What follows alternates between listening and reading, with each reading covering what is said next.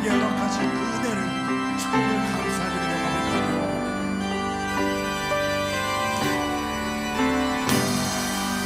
넓은 들에 이른 곳이 맑은 물결 뒤지며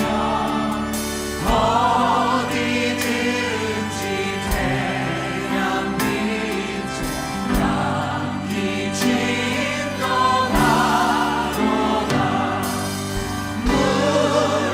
무르익은 저 곳이는 낯을 기다리는데 기회 지나가기 전에 어서 주수합시다. 주수할 것 많은 때에 기쁨 매우 적으니 열심히 힘든 이분들이 주여 보내주소서. 무르익은 저 곡식은 낯을 기다리는데 기회 지나가기 전에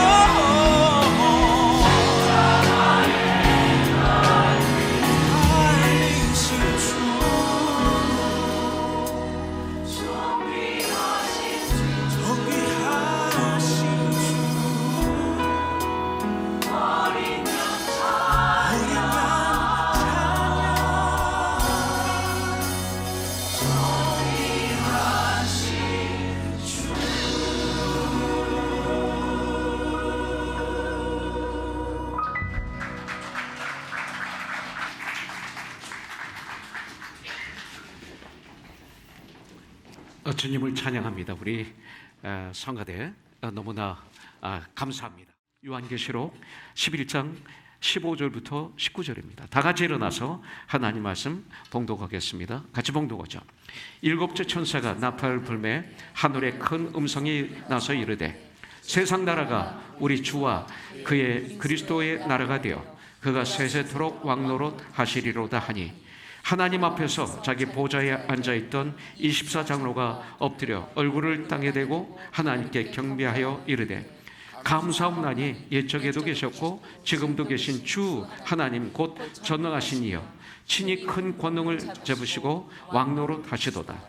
이방들이 분노하며 주의 진노가 내려 죽은 자를 심판하시며 종 선지자들과 성도들과 또 작은 자든지 큰 자든지 주의 이름을 경외하는 자들에게 상 주시며 또 땅을 망하게 하는 자들을 멸망시키실 때로소이다 하더라. 이에 하늘에 있는 하나님의 성전이 열리니 성전 안에 하나님의 언약궤가 보이며 또 번개와 음성들과 우레와 지진과 큰 우박이 있더라. 아멘. 오늘이 추수감사주일입니다. 그래서 저는 오늘 특별히 요한계시록 11장에 있는 말씀을 통해서 주님의 음성을 듣는 그런 시간을 갖기를 원합니다. 구약에 보면 절기가 있습니다.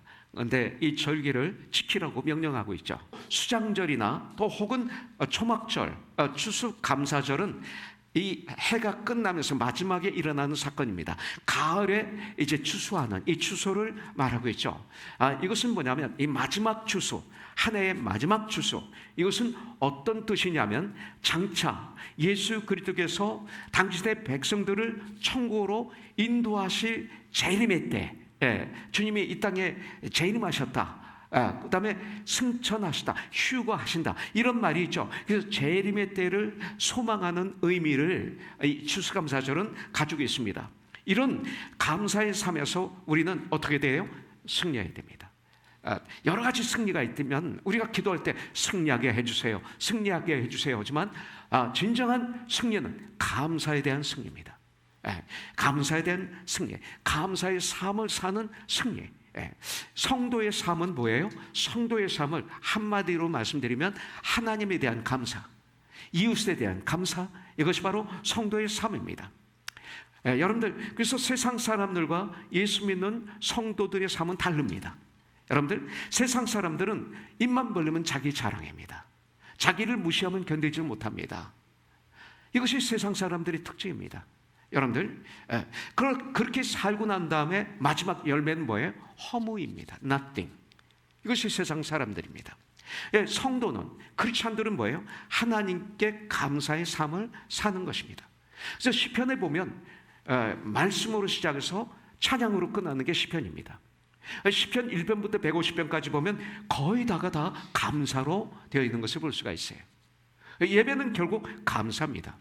그래서 보면 요한계시록 11장 17절에 보면 24장로들이 그 찬송을 합니다. 하나님께. 그런데 뭐로 찬송을 합니까? 감사로 시작하고 있어요.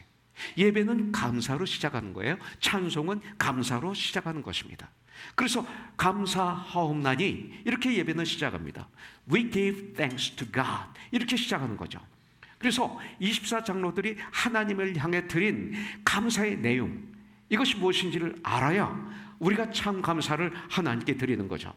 그래서 요한계시록 11장 16절에 보면 하나님 앞에서 자기 보좌에 앉아있던 24장로가 엎드려 얼굴을 땅에 대고 하나님께 경배했다, 이렇게 말하고 있습니다. 자, 24장로들이 하나님 앞에 감사를 드리는 자세를 여기서 보여주고 있죠. 태도를 보여주고 있죠. 자, 영광스러운 보좌에 앉아있던 24장로가 장로들이었지만 감사하는 그 경배를, 예배를 하기 위해서 어떻게 했습니까? 의자에서 내려와서 엎드려 얼굴이 땅에 대도록 엎드렸다 그랬습니다. 이것이 바로 예배의 자세입니다. 그 높으신 하나님 앞에 겸손한 태도, 감사, 마음이 감사합니다. 그렇기 때문에 저는 예배 드릴 때 다리를 꼬지 말라고 그러는 거예요. 엎드려서 얼굴을 땅에 드리고 예배 드리는 자세가 그 예배의 자세입니다. 이런 감사로 가득 차서 이렇게 예배를 드릴 때 하나님은 그 예배를 받아주시고 하나님은 우리에게 은혜를 부어주시는 거죠. 근데 예배를 구경하거나 팔짱 끼고 보거나 다리를 꼬고 있거나 그리고 다른 것을 한다면 자꾸 다른 짓을 한다면 이것은 예배 드리는 게 아니고 오히려 뭐예요? 예배를 방해하러 교회에 온 사람이 되는 것입니다. 주님이 기뻐하시는 예배는 뭐예요? 엎드리는 겁니다. 얼굴을 땅에 대는 것입니다. 이것을 다시 풀어드린다면 겸손한 태도입니다. 감사의 마음입니다. 마음의 감사로 예배를 경배를 드리는 것입니다. 그래서 입술의 감사죠. 입술의 감사는 마음에서 나오는 것이죠. 마음에서 나지 않고 입술로만 감사하면 그것은 교활한 거죠. 가증스러운 것이죠. 이중적이죠. 그래서 그것은 예배가 아니죠. 그러나 이 시대 교회에서 예배드리는 많은 예배는 입에서만 나오지 않습니까? 그래서 하나님이 가증스럽다. 난 이런 제사를 난 기뻐하지 않는다. 막 너무나 토하려고 그런다. 이렇게 성경에서 많이 나오잖아요. 이게 중요한 것입니다. 그래서 몸으로 감사하는 태도, 우리의 몸이 감사하는 태도, 얼굴에서 감사하는 태도, 그래서 마음으로 감사하는 것이 입으로 폭발하는 이 감사가 나오는 우리가 되어야 됩니다. 그래서 요한계시록 4장 10절부터 11절을 보니까 24장로들이 보좌에 앉으시니 이 앞에 엎드려, 하나님 앞에 엎드려, 이게 예배입니다. 세세토록 영원토록 살아계신 이에게 경배하고, 그 다음에 자기의 면류관을 보좌 앞에 드리며 이르되, 그래서 우리는 미래에 상급의 심판이 있습니다. 여기서 보니까 금멸관을 받았어요. 그런데 하나님을 엎드려서 경배하고 자기 면류관을 보좌 앞에 벗어 올려드립니다. 올려드리고 똑같아지는 거예요. 그래서 이거구나. 이런 상급은 있지만 그걸 하나님께 다시 올려드리는 게 천국이구나. 그리고 진정한 형제 자매 지체가 되는 거예요. 예수님은 나의 영적인 남편이고 우리는 모두 다 신부가 되는 것이죠. 그렇구나 하면서 전 여기서 다시 안심을 하게 됐어요. 그러면서 우리 주 하나님이여 영광과 존귀와 권능을 받으시는 것이 합당하오니 주께서 만물을 지으신지라 만물이 주의 뜻대로 있었고 또 지으심을 받았나이다 하더라. 이렇게 말씀하고 있어요. 자, 여기서 보면 우리는 진정한 감사의 태도를 여기서 볼 수가 있습니다. 여기서 보면 먼저 하나님의 은혜를 알아야 바른 감사를 우리가 하나님께 드릴 수가 있습니다. 하나님의 은혜를 모르는데 어떻게 감사를 할 수 있겠어요? 다른 생각밖에 할 수가 없죠. 예배를 할 수밖에 없죠. 그리고 우리는 그 예배를 스팬할 수밖에 없는 것입니다. 하나님의 은혜를 알아야 돼. 하나님의 은혜를 알면 Amazing Grace, 나 같은 죄인 살리신 주 은혜 놀라워 하면서 주님을 찬양할 수밖에 없는 거죠. 바로 이것입니다. 그래서 먼저 하나님의 은혜를 우리는 알아야 됩니다. 그럼 놀라운 역사가 일어납니다. 오늘도 이곳에 비가 많이 왔습니다. 우리 집 앞에 나무가 큰 게 있는데 윤기가 부족해요. 근데 요 근래 비를 맞은 그 나무들이, 풀들이 얼마나 싱싱한지 몰라요. 비를 맞으니까. 여러분들, 마치 이 풀들이, 나무들이 하나님을 찬양하는 것 같아요. 하나님께 감사를 올려드리는 것 같아요. 근데 이게 제가 착각일까요? 그렇지 않죠. 성경에 보니까 너희들이 나를 찬양하지 않으면 이 돌들이, 이 나무들이, 이 풀들이 나를 찬양하리라. 그리고 내가 이 백성을 만든 이유는 나를 찬송하게 하려 합니다. 그러면서 우주 만물이 요한계시록에 보니까 하나님을 찬송하리라. 이렇게 말씀한 거예요. 이들이 주님을 찬양하는 게 맞는 거예요. 그러면서 저는 기쁜 마음으로 교회로 왔습니다. 그와 마찬가지로 세상에 찌들은 우리들, 정말 얼마나 일주일 동안 승리하신 분도 있겠지만 세상에 그 여러 가지로 말미암아 찌들었다. 근심, 걱정, 염려, 이런 것들, 또 어떤 음식의 문제, 물질의 문제 때문에 지금은 잘 살고 있지만 많은 분들이 교회에 나오지만 미래를 미리 끄집어 가지고 와서 지금 아주 힘들게 염려하고 고민하고 걱정하는 분들도 얼마나 많이 있는지 몰라요. 이것을 세상에 찌들었다, 이렇게 표현할 수가 있겠죠. 그런 우리들, 주님의 은혜의 단비가 내게 내리면 내 인생이 달라지는 거예요. 그래서 하나님의 은혜가 임하면 감사가 터진다. 이와 마찬가지로 주님의 은혜가 정말로 나에게 임하고 이것을 알고 이것을 느끼면서 살게 된다면 내 인생이 달라지는 거예요. 소망이 없던 나에게 소망이 다시 살아납니다. 감사가 없고 불평, 원망, 좌절, 절망에 있던 사람들에게 하나님에 대한 감사가 저절로 나오게 되었습니다. 우리는 24장로들처럼 하나님의 은혜를 느낄 줄 아는 축복을 갖기를 주님의 이름으로 축원합니다. 하나님의 은혜를 느낄 수 있어야 돼요. 내 삶 속에서 은혜를 느끼지 못한다면 얼마나 불행합니까? 느껴야만이 찬양하죠. 느껴야 감사하죠. 근데 느끼지 못하는데 어떻게 감사해요? 느끼지 못하고 감사한다고 하는 그 입술은 가증스러운 입이죠. 이중적이죠. 하나님을 몰면서 감사한다고 하는 것처럼 가증스러운 인생이 어디 있습니까? 여러분들, 감사가 정말 하나님의 은혜가 임하면 특징이 뭐예요? 감사가 저절로 나에게서 나옵니다. 우리는 24장로들처럼 하나님의 은혜를 알고 하나님의 은혜를 매 순간 느낄 줄 알아야 됩니다. 그러면서 하나님의 은혜에 보답할 줄 알아야 되는 거죠. 24장로들 같이 감사하는 마음은 하나님의 은혜를 받은 마음입니다. 그것이 걸고 또 은혜를 앞으로 받을 마음입니다. 은혜를 받았고 지금 은혜를 받고 앞으로도 은혜를 받아야 될 사람, 이것이 저희들입니다. 이것이 과거 구원, 현재 구원, 바로 미래 구원이 아니겠습니까? 교만하면, 그리고 욕심이 많으면 감사를 못하죠. 교만한 사람이 어떻게 감사해요? 욕심이 있는데 어떻게 감사합니까? 내가 죄인인 것을 모르는데 어떻게 진정한 감사가 터지나요? 죄인이었던 나를 하나님의 아들 예수님이 이 땅에 오셔서 나의 죄를 짊어지시고 십자가에서 나를 너무나 사랑하셔서 대신 희생하시고 죽어주셨다. 그 삶을 만에 부활하심으로 말미암아 죽음을 이기시고 부활하신 그 주님, 그 주님을 말미암아 내가 하나님의 은혜로 죄 용서 받고 하나님의 자녀가 되었고, 그리고 천국의 백성이 되었고, 죽음의 문제가 해결되고 영원한 삶을 살게 되고 천국의 후사가 되었다. 이걸 알게 될 때 나 같은 죄인 살리신 주 은혜 놀라와 이 찬양이 나의 영혼 깊숙한 곳에서부터 폭발하고 나오지 않겠습니까? 이것이 감사죠.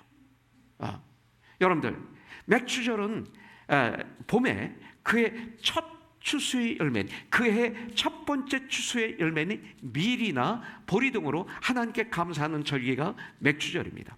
그래서 신명기 16장 16절부터 17절에 보면 너희 가운데 모든 남자는 1년에 3번 곧 무교절과 77절과 초막절에 내 하나님이 여호와께서 택하신 곳에서 여호와를 배웁되 빈손으로 여호와를 뵙지 말고 각 사람 내 하나님 여호와께서 주신 복을 따라 그 힘대로 들지니라. 그래서 이렇게 말씀하시는 거예요.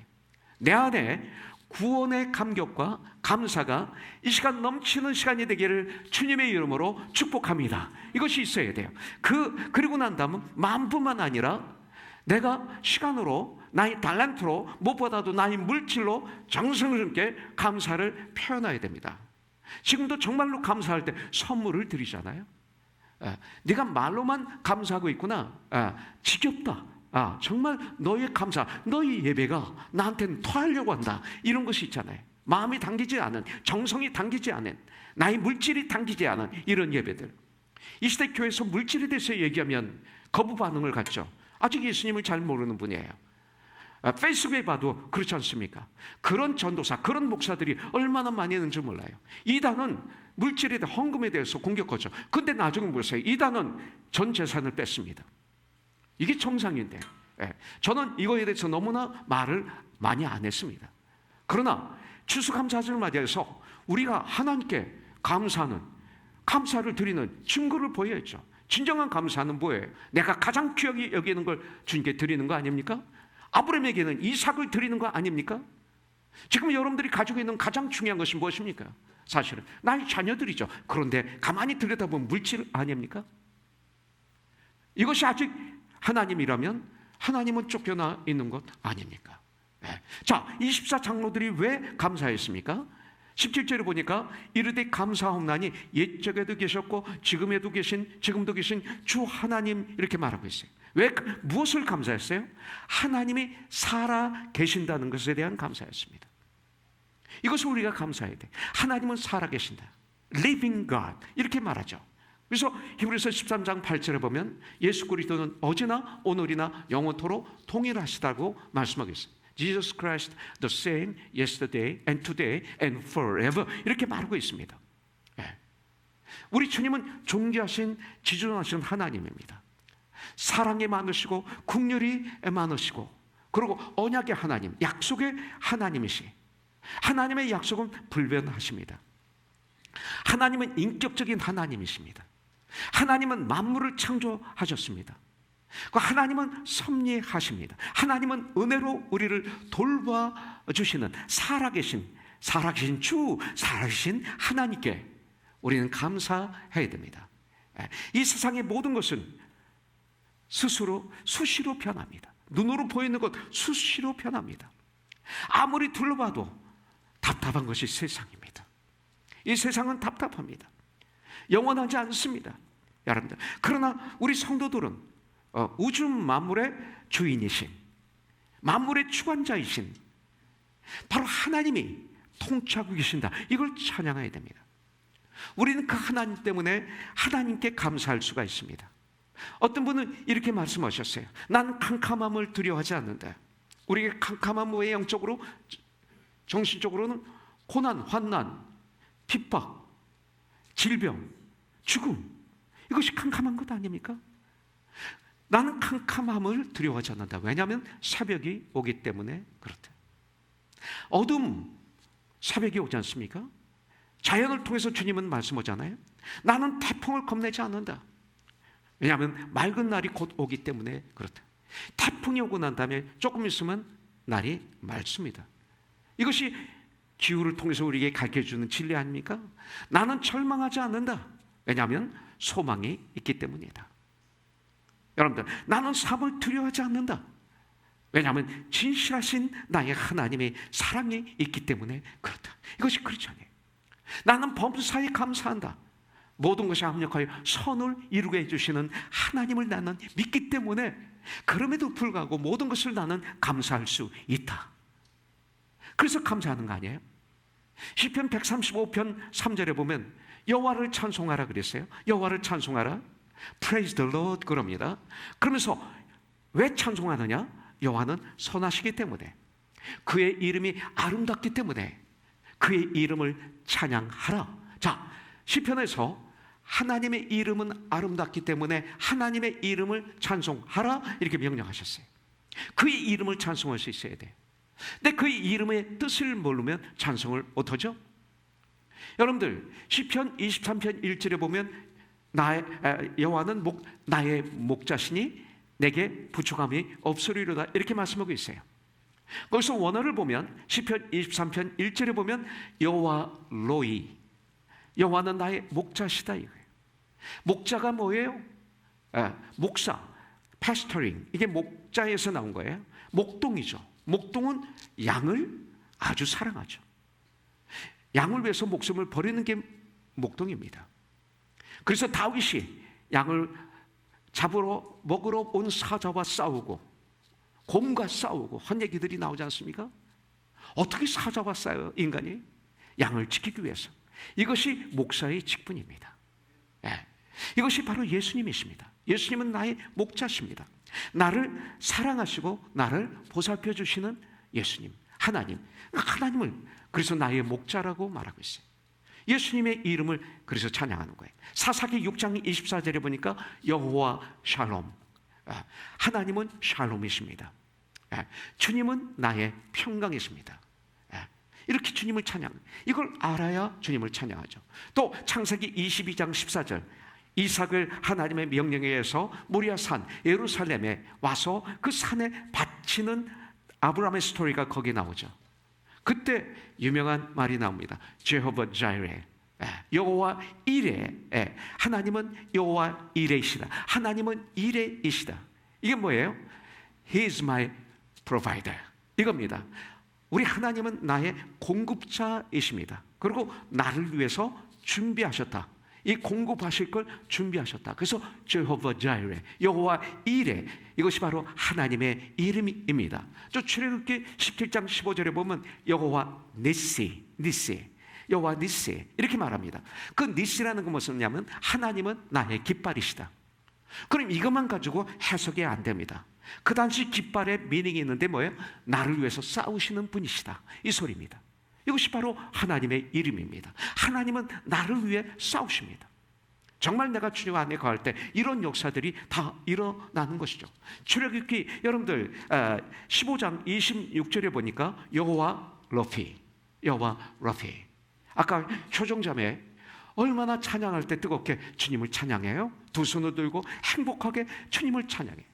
어떤 건강한 사람보다도 더 행복하게 주님을 찬양했어요. 그런데 뼈에 암이 전이됐었고 폐에 암이 전이됐었고, 그래서 제가 과거에 그 뼈를 만져볼 때 뼈가 틀어져 있었던 것을 기억합니다. 지금 암이 뇌에 가서 지금 뇌에 있는 암을 가지고 전쟁하고 있습니다. 하나님이 놀라운 기적과 표적을 지금까지 일으켜 주셨습니다. 그리고 지금도 하나님의 역사하실 것을 믿고 지금 힘차게 아파서 누워있는 것이 아니라, 정신이 파괴되어서 침대에 누워있는 것이 아니라, 그러면서 나를 봐달라, 나를 위해서 기도해달라 외치는 게 아니라 열심히 찬양하고 있습니다. 어제 터키를 양념을 막 집어넣는데 막 뛰어왔어요. 조금 늦었다고 하면서 기쁘게 참여하는 거야. 같이 여러분들을 위해서 터키를 그 만드는 모습을 봤습니다. 여러분들, 이게 무슨 뜻입니까? 여호와 로피, 하나님은 나의 치유자 되신다. 하나님은 나의 치유자이시다. 나를 고쳐주시는 분이시다. 치료자이시다. 이게 하나님의 이름이에요. 그래서 아픈 자들은 하나님께 부르시는 거예요. 여러분들, 그 다음에 창세기 2장 4절에 보니까 제호바 엘로힘 이런 말이 있습니다. 이것은 하나님은 창조주이시다, 이 소리입니다. 이 모든 우주 만물을 창조하신 분이 여호와 하나님이시다. 그러면서 이것을 은역하면 하나님은 전지전능하신 분이다, 무소부재하신 분이다, 전지하신 분이다, 전능하신 분이다. 이게 엘로힘이라는 뜻입니다. 그 하나님의 이름의 뜻입니다. 창세기 15장 5절에 보니까 저번 아도나이 찬양 많이 들었죠? 아도나이, 이건 뭐냐면 하나님은 나를 다스리시는 분이다. 하나님은 우리의 My Lord, our Lord, 나의 주인이시다, 이런 뜻이 아도나이입니다. 아도나이, 이것이 하나님의 이름입니다. 에레미야서 23장 6절에 보니까 짓케누, 이거 뭐냐면 짓케누, 이것은 하나님은 의로우신 분이시다, 이런 뜻입니다. 하나님은 의롭다 하시는 분이시다. 우리를 의롭다 칭하셨다, 이렇게 말씀하고 있습니다. 우리의 righteousness, 우리의 의이신 나의 Lord, 나의 주인이시다. 이것이 바로 하나님의 이름입니다. 자, 마지막으로 에스겔서 48장 35절에 보니까 제호바 사마, 뭐냐면 하나님은 나에게 임재하시는 분이시다. 나와 함께 하시는 분이시다. 나에게 가장 가까이 계셔서 나를 인도하고 보호하고 공급해 주시고 치유해 주시고 사용하시는 나의 아버지 하나님이시다, 이런 뜻입니다. 그래서 여호와 사마, 이것이 바로 에스겔서 48장 35절에 나옵니다. 우리 하나님은 나의 주이십니다, My Lord. 그리고 우리 하나님은 우리 주 예수 그리스도이십니다. 그래서 우리 주 예수 그리스도는 이 모든 것이 되시는 분이 바로 예수 그리스도이십니다. 주님은 예수이십니다. 예수란 말은 구원자이라는 뜻입니다. 그래서 예수 그리스도라는 것은 예수는 그리스도이시다, 예수는 구원자이시다라는 이런 뜻입니다. 믿지 않는 사람이 예수 그리스도 하면 예수는 구원자이십니다라고 고백하는 겁니다. 모르고 고백하기 때문에 문제가 되는 것이죠. 하나님으로서 이 세상에 육신을 입으시고 오신 구원자 예수 그리스도이십니다. 이분을 정확하게 알고 이 이름을 알고 주님을 찬양하는 것입니다. 또 여러분들, 전능하시며 큰 권능을 하신 하나님께 감사했습니다. 17절에 보니까 전능하신 이여, 하나님을 전능하신 이여, 친히 큰 권능을 잡으시고 왕노릇 하시도다, 이렇게 말씀하고 있어요. 인간의 능력은 제한적입니다. 그러나 하나님은 전능자이십니다. 모든 것의 근원이 되시는 분이 하나님이십니다. 모든 것의 파워, 힘이 되신 분이 하나님이십니다. 주의 보혈 능력이 도다 주의 피, 나오잖아요. 난 이 찬양을 매주마다 불렀으면 좋겠어요. 왜 유엔처럼 부르고 나면 안 부르는지 모르겠어요. 지웅 형제, 예? 매주마다 보혈의 피가 빠지면 예배가 아니에요. 주님의 부활이 빠지면 예배가 아니에요. 주님이 나의 주라는 걸 빠지면 예배가 아니에요. 그냥 도덕이고, 그냥 나의 죄의식을 조금 없애주는, 나를 위한 툴이 되는 것 뿐입니다. 바로 주님이 이런 분이십니다. 그래서 우리의 죄를 없애주시는, 멸하시는, 전능하신 하나님이 바로 예수님이십니다. 특히 주님의 죽으심과 부활하심으로 많은 사람들이 구원을 받는 은혜도 하나님의 전능하심으로 이루어지는 선물입니다. 하나님이 전능하시기 때문에 우리 죄를 속량해 주실 수가 있는 것입니다. 우리 하나님의 자녀로 삼아 주실 수 있는 것입니다. 누가 그렇게 할 수 있어요? 인간은 그렇게 하지 못하기 때문에 이걸 못 믿는 거예요. 하나님을 인간과 똑같이 생각하기 때문에, 여러분들, 우리가 경계해야 될 것이 바로 그것입니다. 나의 능력과 하나님의 능력을 비교하기 때문에 그렇습니다. 이게 불신자의 문제입니다. 교회 나오면서도 올바로 예수 믿지 못하는 사람의 문제가 이겁니다. 자꾸 나의 능력을 하나님의 능력에 비교합니다. 내가 못하면 하나님도 못하시고, 내가 안 되면 하나님도 안 될 것이라는 이 생각, 이것은 불신입니다. 하나님을 믿지 못하기 때문에 일어나는 사건입니다. 그런데 이것은 뭡니까? 신성모독입니다. 이것을 보고 신성모독이라고 하는 것입니다. 교회 안에서 신성모독이 많이 일어나고 있습니다. 나의 능력이나 나의 판단으로 절망하거나 포기하는 거예요. 왜? 하나님을 나와 비교하기 때문에 포기하는 거죠. 내가 못하면 하나님도 못하시는 것으로 착각하는 것입니다. 그렇기 때문에 우리는 나의 경험, 나의 판단으로 절망하거나 포기하면 안 됩니다. 하나님의 전능하심과 하나님의 파워, 그 권능을 믿고 감사하는, 범사에 감사하는 우리들의 삶이 되길 주님의 이름으로 축복합니다. 그 다음에 17절 마지막에 보면 큰 권능을 잡으시고 왕노릇 하시도다. 우리가 주님을 찬양하네, 왕이신 하나님께 찬양해야 됩니다. 왕이신 하나님께. 하나님은 전능하신 왕으로서 만왕의 왕이십니다. King of Kings, 만왕의 왕으로서 거룩하신 왕이십니다. 우리 하나님은, 예수님은 사랑의 왕이십니다. 우리를 통치하시되 평강의 왕으로, 그 Prince of Peace, 평강의 왕으로 우리를 통치하십니다. 이게 우리 하나님이십니다. 세상의 지도자들은 그렇지 않습니다.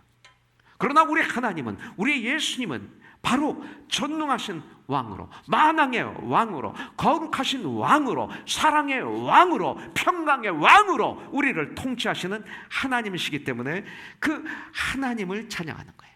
이 통치함을 받으며 살아가는 자의 심령은 말씀과 성령 안에서 평안과 안식을 누리게 됩니다. 그래서 로마서 14장 17절부터 18절에 보면 이런 말씀이 있는 거예요. 음식에 대해서 나오다가 뭐라고 합니까? 하나님의 나라는 먹고 마시는 것이 아니오 오직 성령 안에 있는 의와 평강과 희락이니라, 이렇게 말씀하고 있어요. 이로써 그리스도를 섬기는 자는, 예수님을 나의 주로, 나의 구원자로 섬기는 자는 하나님을 기쁘시게 하여 사람에게도 칭찬을 받느니라, 이렇게 말하고 있습니다. 그렇기 때문에 우리는 성령 충만한 삶을 살아야 됩니다. 자, 하나 더 보겠습니다. 18절을 보니까 이방인들이 분노함에 주의 진노가 내려 죽은 자를 심판하시며, 여러분들, 우리 하나님은 누구예요? 심판하시는 하나님이십니다. 이것을 하나님께, 요한계시록 사도 요한은 하나님께 감사하고 있습니다. 심판자이신 하나님, 우리의 하나님, 나의 주 예수 그리스도는 심판장이신 것입니다. 이것을 찬양하는 거예요. 디모데후서 4장 1절에 보면 하나님 앞과 살아있는 자와 죽은 자를 심판하실 그리스도 예수 앞에서 예수님은 심판자이십니다. 심판을 받을 자는 누굽니까? 육신의 적욕, 안목의 적욕, 이생의 자랑으로 이 땅을 사는 사람들, 심판을 받습니다. 여러분들, 사람의 일만 생각하고 땅의 일만 이루려고 발버둥 치다가 죽는 사람들, 심판받을 사람들입니다. 특히 진리와 길 되시고 진리가 되시고 생명이신 예수님을 내 마음으로 정말 주인으로 구원자로 영접하지 않고 믿음으로 살지 않는 모든 사람들은 바로 그들을 예수님은 심판하십니다. 이 심판주이신 예수님을 찬양해야 됩니다. 그 다음에 18절을 보니까 종 선지자들과 성도들과 그리고 또 작은 자든지 큰 자든지 주의 이름을 경외하는 자들에게 상 주시며, 이렇게 말씀하고 있어요. 우리 주님은 심판하십니다. 믿지 않는 자들 영벌의 심판이 있습니다. 그러나 우리에게는 상급의 심판이 있습니다.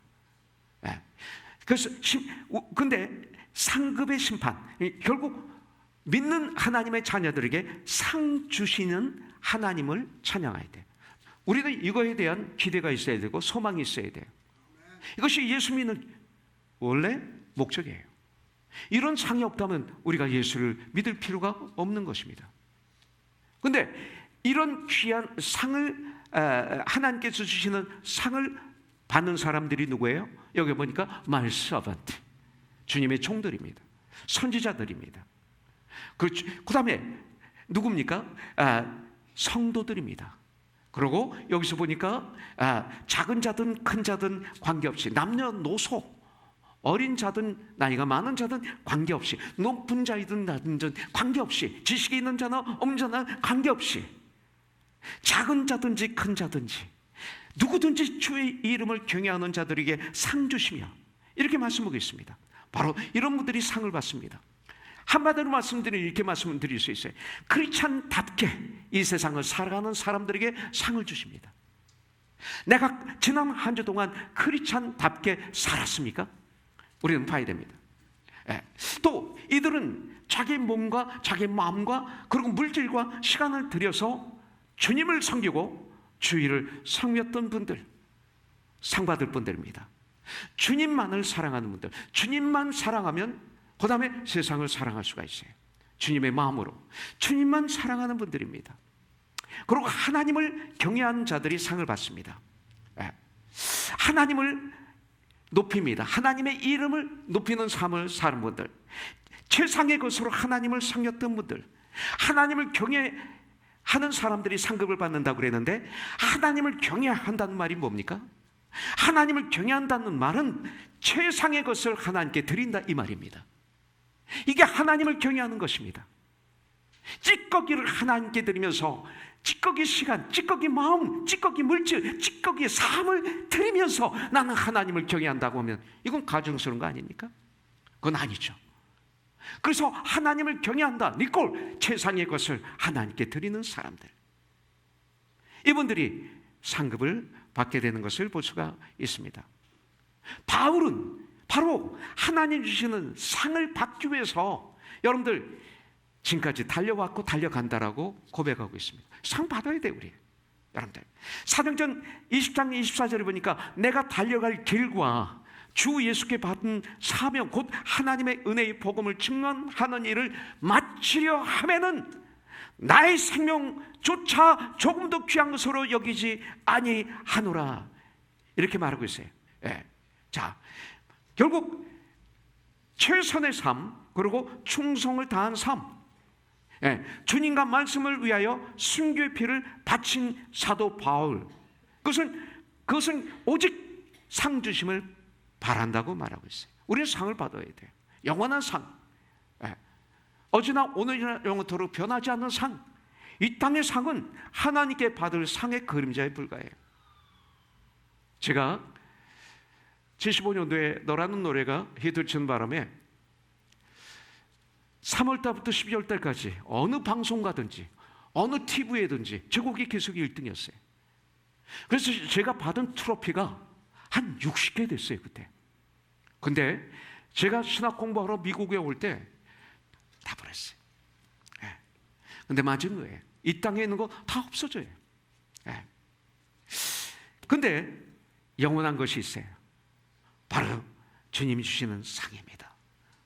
우리는 장차 올 최후의 심판, 여러분들 심판담에서 우리는 상을 받아야 됩니다. 이것이 저희들의 목적이 되어야 됩니다. 자, 하나님께 감사하면 이 땅에서도 복을 받는가, 이겁니다. 받습니다. 어떤 복을 받아요? 첫째는 감사는 화가 변하여 복이 되게 하십니다. 이걸 체험하신 분도 많을 것입니다. 바울과 실라가 주님의 복음을 증거하다가 잡혀서 매를 맞고 고문을 당하고 그러고 난 다음에 빌립보 깊은 지하 감옥에 갇혔을 때 바울은, 신라는 하나님을 원망하거나 절망하지 않고 하나님께 뜨겁게 기도했습니다. 그러고 난 다음에 감사의 찬양, 감사와 찬양을 올려드릴 때 하나님이 감동하신 거죠.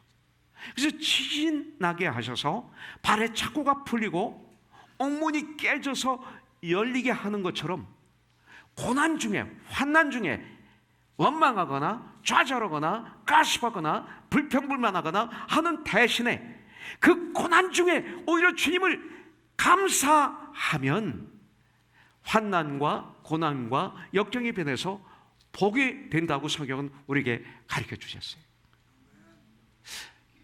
제가 이런 얘기 자꾸 해서 미안합니다. 그러나 이것이 제 간증이죠. 암이 걸려서, 이것도 악성암입니다. 암에 걸려서 셋업업에서 얼마 살지 못하는 나는 통보를 받았을 때 저는 참 그때 하나님의 은혜가 저에게 임했던 것 같아요. 제 위에서, 제 마음에서 원망, 불평 이런 것은 없었어요. 참 힘들었죠. 너무 힘들었죠. 아무리 기다려도 지금 상태가 어떤지 연락이 없으니까 전 너무 힘든 거예요. 그렇다고 해서 제 아내에게, 철호나 영호에게 계속 물어볼 수도 없고, 그래서 그들이 얘기할 때까지 저 기다리고 있었던 거죠. 근데 어느 날 수요예배 끝난 다음에 우리 지웅 집사가 벽에다가 얼굴을 막 이마를 때려서 막 엉엉 우는 거예요. 근데 3층에서 내려오면서 그걸 보는데 지웅이가 나를 위해서 우는 것 같아. 꼭 나 때문에 그렇게 우는 것 같아. 그래서 잡고 코인의 룸에 들어가서 너 왜 울어? 나 때문이지? 무슨 소리 들었어? 얘기해봐. 그랬더니 목사님은 오래 살지 못한다고 그러는 거예요. 그래서 제가 알았어요. 참 고맙죠, 사실은. 그걸 아는데 원망 불평이 아니라 그래? 내가 얼마 못 살아? 이런 마음이 드는 거예요. 히스기야 왕처럼 생명을 연장시켜 주세요. 이것도 아닌 거예요. 그러면서 나도 모르게 기도한 게 뭐예요? 그래? 내가 얼마 못 살아? 그렇다면 이 얼마 못 사는 것을 난 100년처럼 살 거야. 그러면서 100년처럼 정말 보람있게 사는 게 뭐야? 에베소서 5장이 떠오르는 거예요. 세월아 아껴라, 때가 가니라. 그 다음에 보니까 주님이 너에게 향하신 뜻이 무엇인지 깨달아 알라. 주님이 나에게 하신 뜻을 깨달아 아는 게 보람있게 사는 거예요. 근데 보니까 술 취하지 말라. 이는 방당한 것이니 오직 성령의 충만함을 받으라 하면서 성령 충만할 때 일어나는 사건, 하나님에 대해서, 부부관계에 대해서, 가족에 대해서, 성도에 대해서, 세상에서 이것이 쫙 나오잖아요. 그러면서 정립을 딱 한 거예요. 내가 지금까지 하나님을 올바로 섬기지 못했구나, 목사지만 얼마나 회개했는지 몰라요. 내가 성도를 올바로 사랑하지 못했구나, 얼마나 회개했는지 몰라요. 내가 내 아내에게 고마움이 없었구나, 감사함이 없었구나. 나를 위해서 이렇게 희생했는데 내가 감사함이 없었구나. 두 아들을 내가 정말로 하나님의 마음으로 사랑하지 않고 육신적으로 사랑했구나 하면서 얼마나 회개했는지 몰라요. 그러면서 제 인생은 달라진 거지. 고난이 유익이 된 거예요.